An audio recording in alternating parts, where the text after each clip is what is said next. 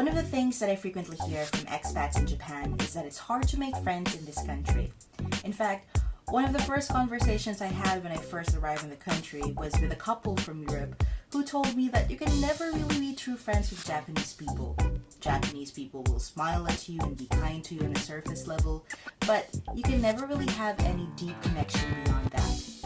Imagine hearing that on your third day in the country? Now, this isn't something that you only hear once. In the academe, there are ethnographic accounts of it. Sometimes I see them in online articles or angry blog entries. Now, in my 5 years of living in this country, do I consider that to be true? No. Now, I don't mean to discount other people's experiences. I think they're equally as valid as mine. But when people generalize and say that making friends with Japanese people is difficult, the argument seems to be anchored in the notion that friendship is based largely on nationality. I find that rather unsettling, and I'd like to think that people don't think that way. But when I look back at my experiences in Japan, I have noticed some instances where people go to nationality to readily box people in.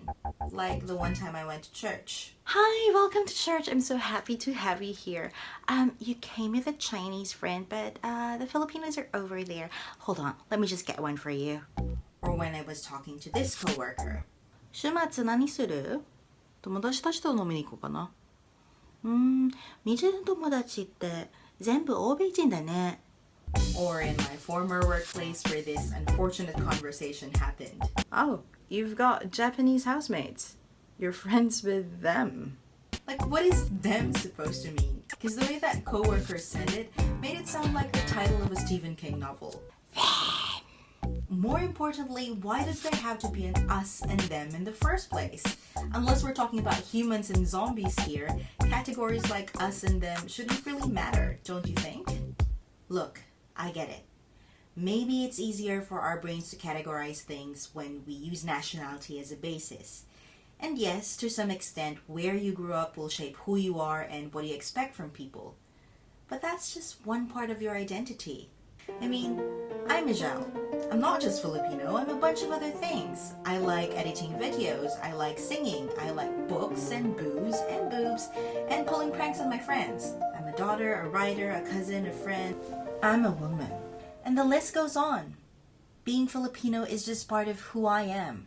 It shouldn't limit who I can be friends with. I think that we miss a lot of opportunities when we let our nationalities get in the way of making friends. I'm Filipino, and one of my best friends is Japanese. And this girl has been with me through the messy ups and downs of my life.